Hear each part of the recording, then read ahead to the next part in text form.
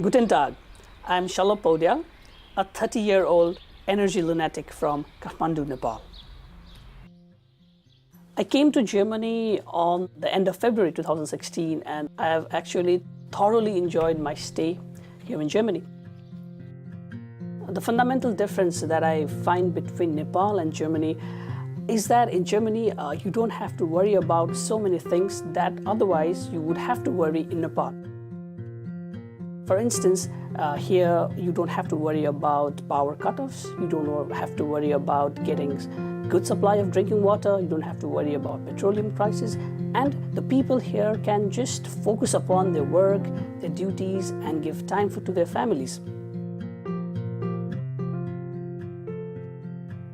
According to Maplecroft Climate Change Risk Atlas 2011, Nepal is the fourth most vulnerable country to climate change in the world.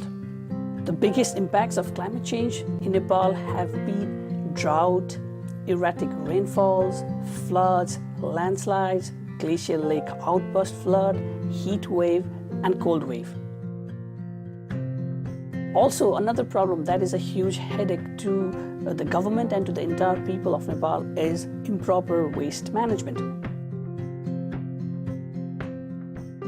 When I talk about waste management, the problem starts at home. That is, we do not segregate the wastes. All the wastes are just dumped in one container and are just thrown away without any segregation. And after the wastes they get collected, they are just sent to landfill areas or they are just dumped on the banks of the rivers.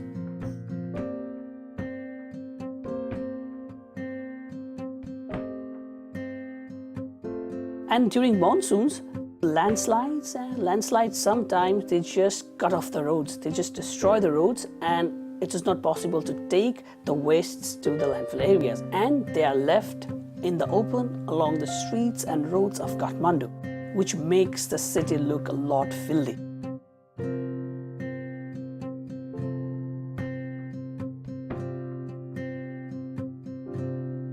We have a river called Bagmati that flows right through the heart of Kathmandu. So there was a campaign as initiated by former Chief Secretary of the government, Mr. Lilamani Podial. The campaign was called Bagmati Clean Campaign. And during that campaign, he was able to mobilize more than 150,000 people to work for 100 weeks in a drive to clean the banks of Bagmati River. And in that time, it is estimated that they collected around 5,000 metric tons of waste from the banks of the rivers. So after the campaign was a huge success, even though it did not provide permanent solutions, but it actually united people to clean Bagmati River. After I witnessed that campaign, I thought, why can't I do something for the waste problem in Nepal? But the thing is that Kathmandu metropolitan city, it alone generated 457 metric tons of solid waste in 2012-13. So that's a huge quantity of wastes to manage. So then I started exploring what we could be doing from wastes. And for that, I started exploring on biocoal. Biocoal is a product that is carbon neutral, it is good for the environment, and it can be easily made from the organic wastes. We spend around 9.3 million euros every year to import coal from India. So if we can produce biocoal from the organic wastes in Nepal, we could do some import substitution. And also if we can produce in large quantities, then yeah, we have big markets in India and China right on our doorstep. We can sell them too. So with that in mind, I developed a proposal and I submitted to Alexander von Humboldt Foundation.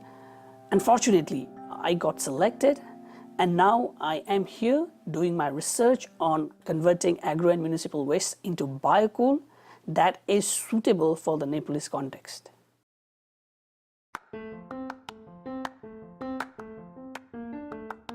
I am currently at Suncoal Industries GmbH.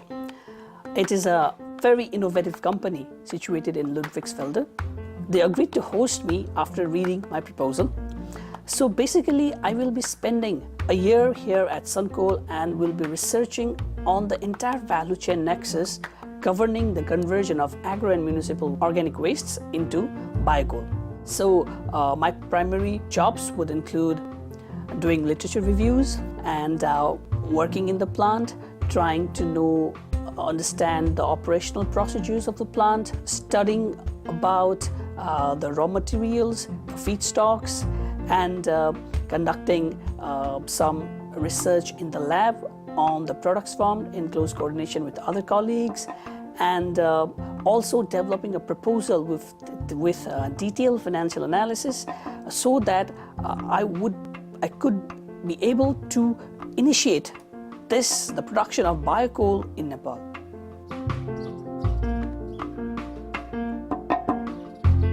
So here we are in the laboratory of Suncoal Industries. Here a lot of tests on biocoal could be done, and it is a very sophisticated laboratory. In my hand I have a prototype of STC reactor, inside which I have filled the grounded pieces of leaves and twigs that I brought from Nepal. So now I'm going to put this prototype inside the heating chamber, where it will be subjected to pressure of about 25 bars and temperature of about 220 degrees centigrade.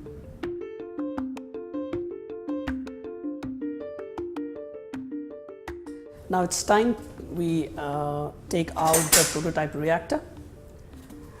The biocoal must have been formed. So now I take out the biocoal from the prototype reactor, and I just pour it down along the filter paper and let it filter for some time. So now I will also take some biocoal out and put it here so that we can also perform some tests. So now I take this sample and put it in this machine that will measure its ash content and moisture content, and afterwards the sample will also be dried so that we can take the weight of the sample.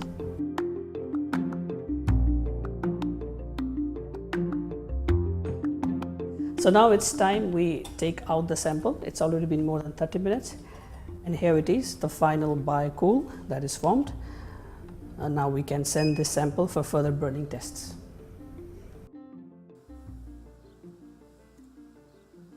So for the next couple of months, I will be spending more time in the pilot production plant, wherein I will be working to learn and to evaluate different reactions taking place inside the reactor as per the nature of the feedstock.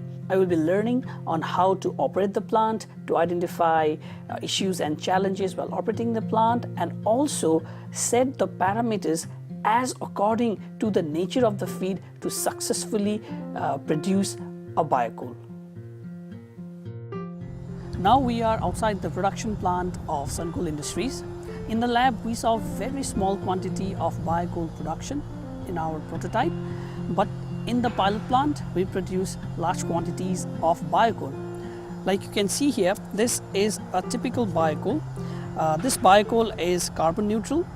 It is environmental friendly. It helps in carbon sequestration, and it possesses very good qualities and characteristics as compared to conventional coal. This biocoal can be made from a wide range of feedstocks such as agro waste, municipal organic waste, as well as organic sludge. I am able to come to Suncoal Industries and work all because of Alexander von Humboldt Foundation. The foundation supports emerging researchers from developing countries so that their dream project could turn into a reality.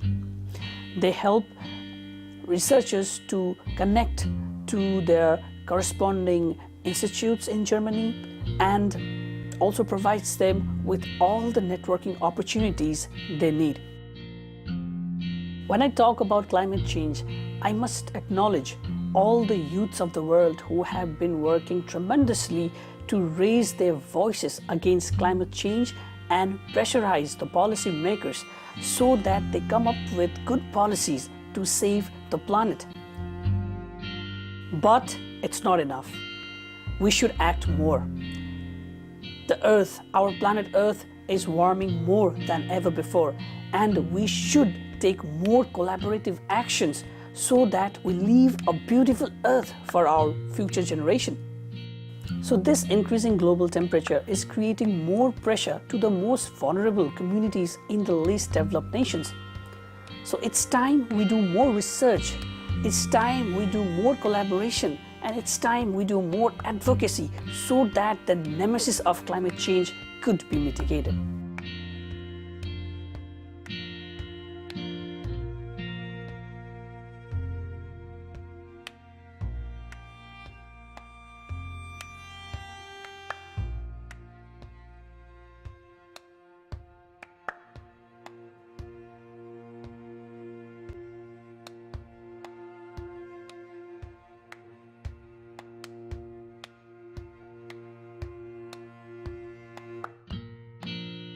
If it hadn't been for Humboldt Foundation, it would have been very difficult for me to actually learn so much about biocoal by just staying in Nepal. So I would like to thank Humboldt Foundation for this amazing opportunity.